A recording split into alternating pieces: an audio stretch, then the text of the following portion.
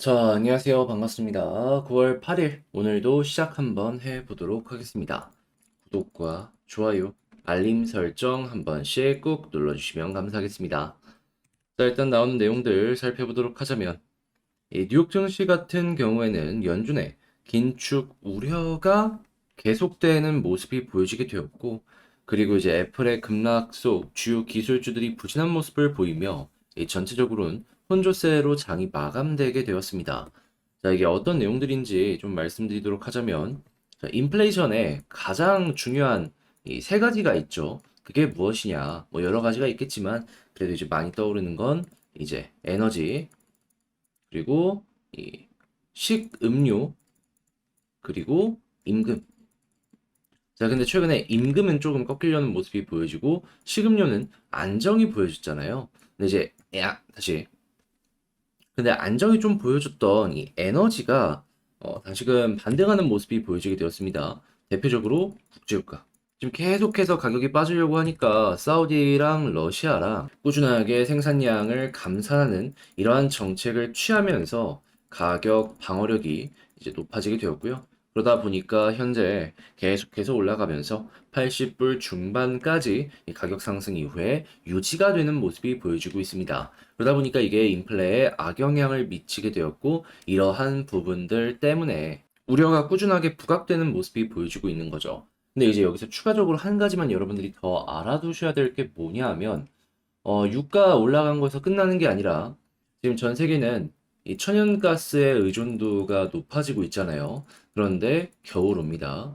자, 그렇다라는 얘기는 뭐다? 천연가스 가격이 올해 하반기, 이제 뭐 길어봤자 한 달에서 두 달, 이때부터 올라갈 가능성이 높아질 수 있다라는 거죠. 만약에 이전처럼 이상기후 때문에 유럽이나 아니면 이 아시아 지역이 좀 덜 추우면 상관이 없습니다. 근데 이거는 확실한 게 아니잖아요. 추울 수도 있는 거고 덜 추울 수도 있는 건데 아무튼 겨울은 오는 거잖아요. 그래서 이제 이러한 우려는 꾸준하게 부각이 될 가능성이 앞으로도 오게 될 것이다. 그래서 뭐 올해 하반기까지는 긴축에 대한 이야기는 꾸준하게 나올 수밖에 없으니까 일단 인플레를 중심으로 해가지고 이러한 움직임에도 불구하고 인플레가 완화되는지 여기에 집중해서 살펴보도록 하자라고 말씀드릴 수 있을 것 같습니다.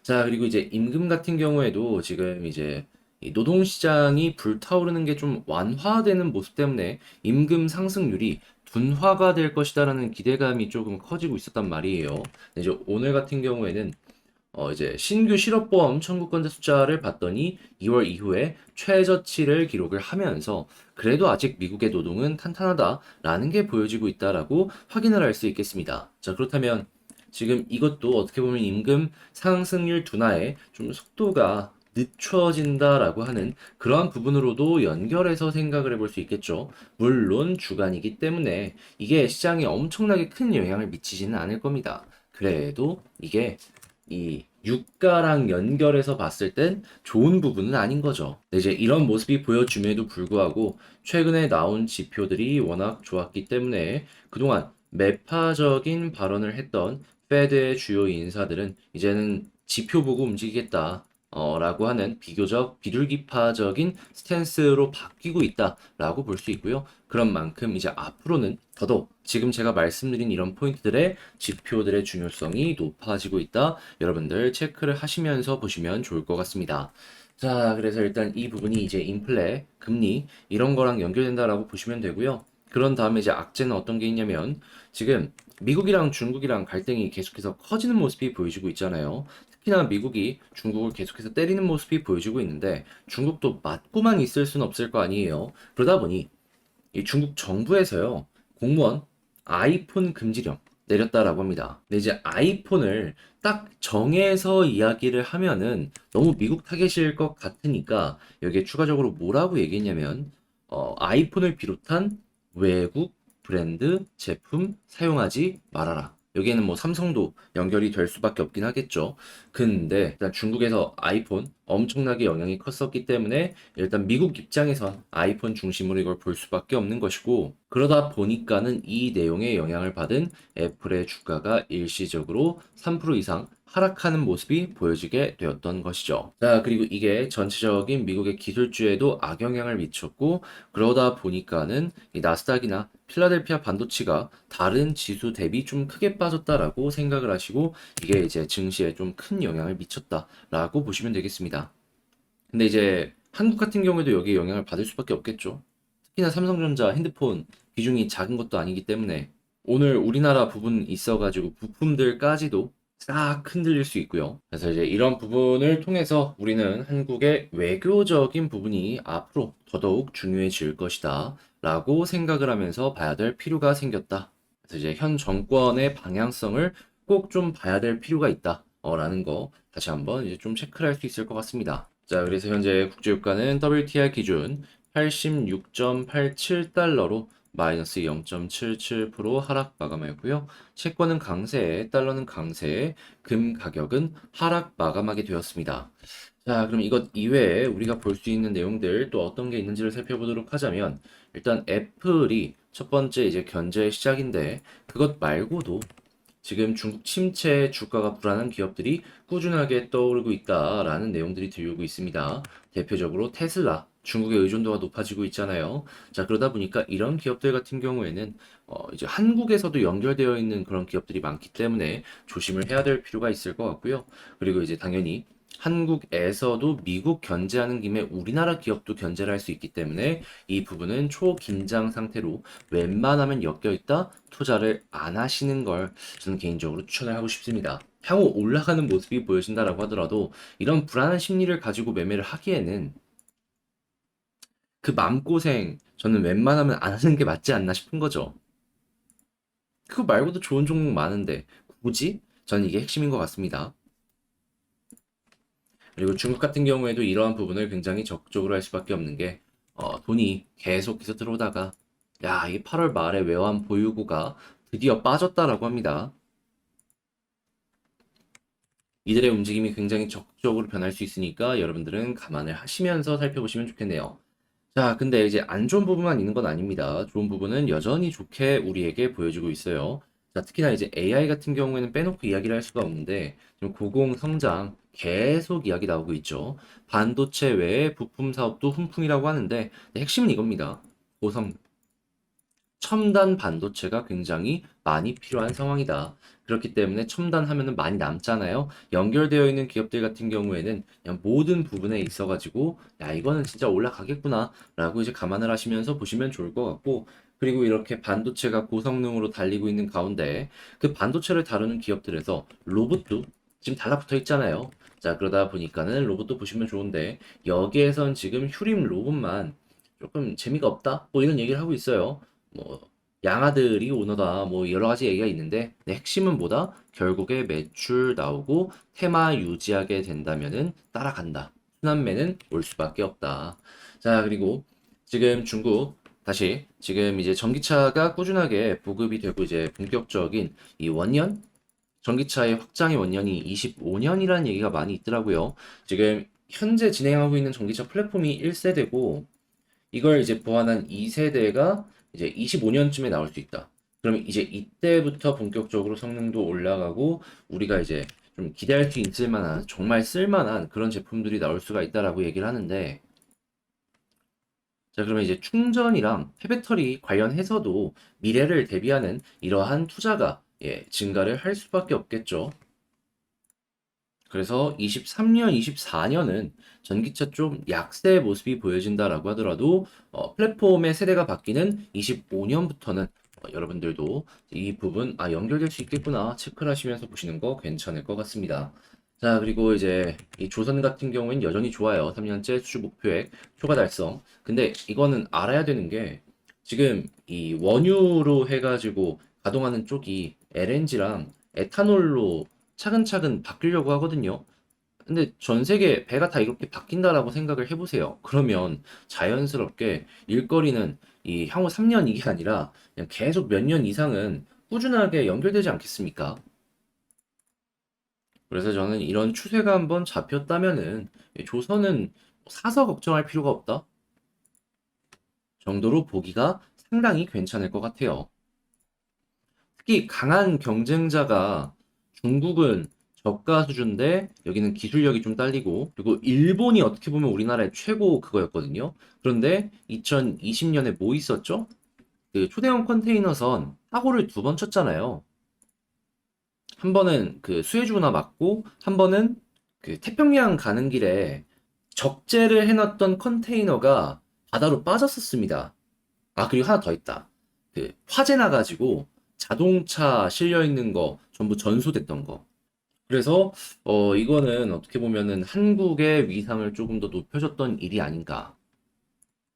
그러면 구부가가치 선박 꾸준하게 만들면 그만이다. 전 여기에 여러분들이 집중을 하셨으면 좋겠습니다.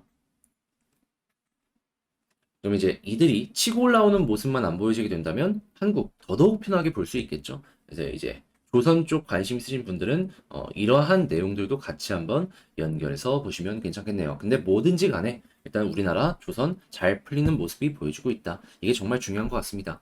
자, 이렇게 해서 오늘의 시장 정리 한번 싹 해봤는데 어떻게 여러분들께 도움이 되었을지 모르겠습니다. 잘 보았다라고 생각을 하신다면 구독과 좋아요, 알림 설정 한 번씩 부탁을 드리고요. 그리고 지금 말씀드린 건 우리 텔레그램 공부방에서 제가 미리미리 올려드리고 있고, 그리고 제가 보는 내용들 하나씩 하나씩 이렇게 올리고 있습니다. 요즘에 리포트가 잘 안 나와가지고 많이 이제 소개할 수 있는 게 없긴 한데, 그래도 리포트 나오기 시작하면 꾸준하게 올려드리고 있으니까 이런 부분도 같이 한번 해보고 싶다. 영상 소개란 링크 클릭 한번 하시면 되겠습니다. 자, 그러면 개별 종목 한번 살펴보도록 할게요. 자, 구독자 여러분, 1.7만 명 너무 감사드립니다. 자, 그래서 제가 항상 하는 거 있죠. 이 1.7만 명 기념으로 여러분들이 이 분석해달라라고 요청하는 종목 영상 댓글에 남겨주시면은 제가 따로 시간 내 가지고 한 다음 주 정도쯤에 취합해가지고 여러분들과 함께 분석해보는 시간을 갖도록 하겠습니다. 그러니 나 이거 한번 맡겨보고 싶다. 이거 한번 같이 봐보고 싶다. 라고 하는 종목이 있다면 많은 댓글 참여 작성해 주시면 되겠습니다. 자, 제가 이번에 가지고 온 종목은 두산 에너빌리티를 가지고 왔습니다. 일단 어제에 이어서 오늘까지 가격이 확실히 방어가 되는 모습이 보여주고 있기 때문에 이런 상황이라면 특별하게 나쁘게 현재 위치를 생각할 필요는 없을 것 같다. 이렇게 볼 수 있을 것 같은데 여기에서의 핵심을 어떤 걸 짚어야 될지 여기에 집중해 하나씩 살펴보도록 하겠습니다. 자, 여러분 들어가기 전에 구독과 좋아요, 알림 설정 한 번씩 꾹 눌러주시면 감사하겠습니다. 자, 일단 나오는 내용부터 하나씩 살펴보도록 하자면 최근에 이 원전 관련해가지고 굉장히 좋은 소식들이 오게 되었고, 이 한국에서 이 풍력 관련으로도 해외 수출을 위해서 열심히 투자하고 있다라는 얘기가 들려오게 되었죠. 자, 그런데 우리 상식적으로 생각을 해보자고요. 원전이나 이런 부분은 전 세계에 여러 군데에 이 깔릴 가능성 높습니다. 그런데 이 풍력이나 가스터빈이나 이런 쪽들 같은 경우에 이미 시장에서 굳건한 위치를 가지고 있는 기업들이 있는데 어떻게 보면 후발주자라고 할 수 있는 두산 에너빌리티 다시 후발주자라고 할 수 있는 두산 에너빌리티가 그들을 수월하게 뚫어낼 수가 있을까요? 이건 좀 힘들 수밖에 없겠죠. 그러면 이제 이러한 부분에 관심을 이제 막 갖기 시작을 하는 신규 시장 진출하는 게 굉장히 중요하다라고 볼 수 있을 것 같은데 자, 근데 이 부분 굉장히 긍정적으로 연결되고 있습니다. 어떤 소식이 들려오고 있냐? 인도네시아죠. 여기랑 지금 친환경 발전 기술 공급을 추진한다. 라는 소식 들려오게 되었습니다. 기존 발전소 배출가스 저감을 위한 친환경 플랜트 전환에 협력을 맺는다. 라고 이야기를 하는 건데, 근데 이제 알아야 될 건 이러한 신흥국들 같은 경우에는요, 여전히 저렴한 전기를 위해서 석탄 발전 상당히 많이 사용을 하거든요. 특히나 이런 것들 때문에 두산 에너빌리티도 뭐 1년에 한 두 건, 세 건씩은 꾸준하게 석탄 발전 플랜트를 이러한 이 동남아나 이런 쪽 있죠. 여기 짓는 것 같고. 근데 이거를 조금씩 조금씩 전환을 하는데 이 도움을 현재 주려는 모습이 보여지고 있다라고 확인이 되는 거죠. 근데 이것도 참 괜찮다라고 생각을 하는 게 그 이전에 석탄 발전 플랜트 이런 쪽으로 해서 끈이 있었을 거 아니에요. 그럼 그 끈을 통해서 일거리를 가져올 확률이 생각했던 것보다 괜찮지 않을까. 그리고 이런 끈이 계속해서 연결되고 서로 간의 윈윈의 이 결과를 가져오게 된다면 후속 여러 가지들도 계속해서 새롭게 일거리가 만들어질 수도 있을 거고요. 혹시 압니까?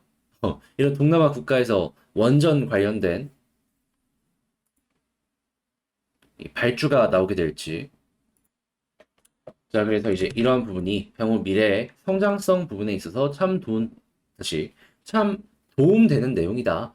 정도로 여러분들께서 알아두셨으면 좋을 것 같습니다. 자, 근데 이제 일단 이런 내용이 나온다라고 하더라도 우리가 지금 여기에서 가장 궁금한 건 단기적으로 빠르게 올라갈 수 있느냐? 이게 핵심이잖아요. 자, 그랬을 때 지금 어떤 소식이 들려오고 있냐? 일단 하락이 최근에 연이어서 이어지고 있다. 외국인 수급이 꾸준하게 빠져나가고 있습니다.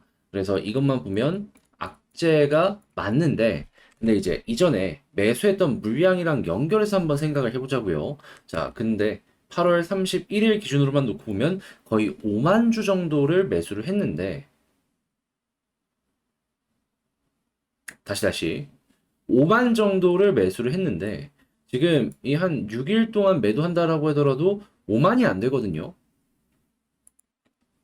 그럼 만약에 여러분들이 외국인이라고 생각을 해보세요. 여기서 비싸게 사고 이렇게 손실을 크게 본다? 여러분들이 다시 여러분들이 외국인이라고 하면 이렇게 하시겠습니까? 안 하겠죠. 그 이야기는 여전히 많은 외국인이 매도를 한다라고 하더라도 매집을 하고 있는 이들도 상당히 많은 상황이고 꾸준하게 이 박스권은 그냥 우리 입장에서 봤을 때 매력적으로 생각을 하기가 괜찮다라는 겁니다. 그리고 이런 상황에서 과거처럼 다시 한번 수급 들어오는 모습이 보여지게 된다면 이미 많은 외국인 수급이 쌓여 있는 상황이기 때문에 빠른 속도로 반등 한번 노려볼 수 있을 것이고요. 그러면 현재 위치에서 1순위로 우리가 봐야 되는 건 뭐다? 결국에는 다시 돌아와 외국인 수급이 플러스로 바뀌는 게 되는 것이다. 그래서 이거 꼭 기억하시고요.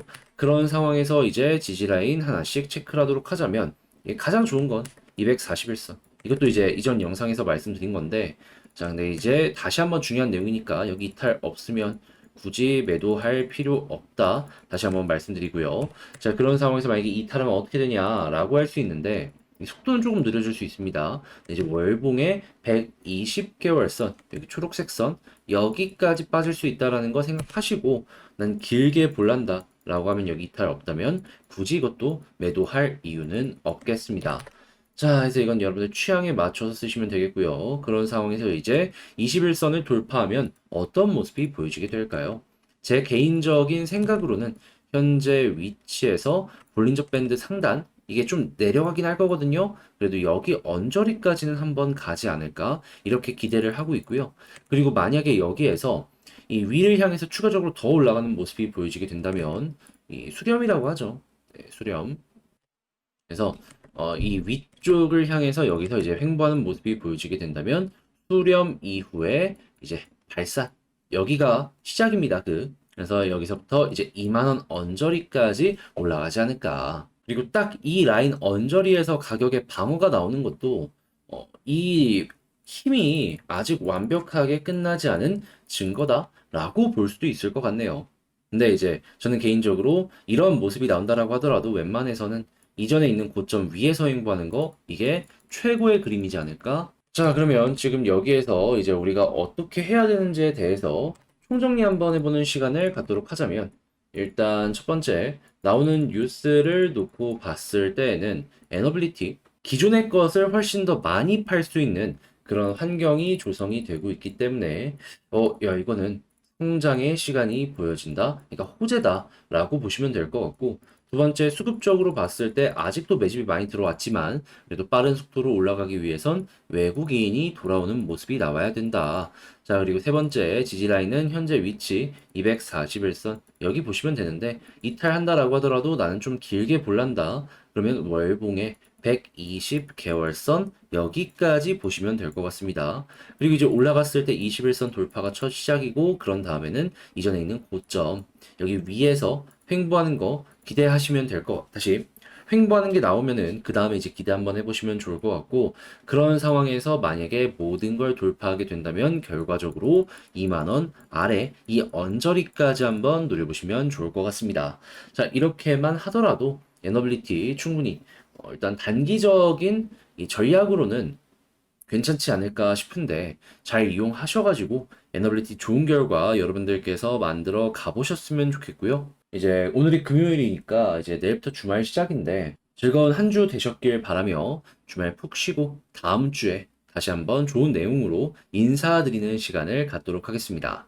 자, 여러분 구독과 좋아요, 알림 설정 한 번씩 부탁을 드리며 오늘도 여러분들 화이팅입니다. 감사합니다.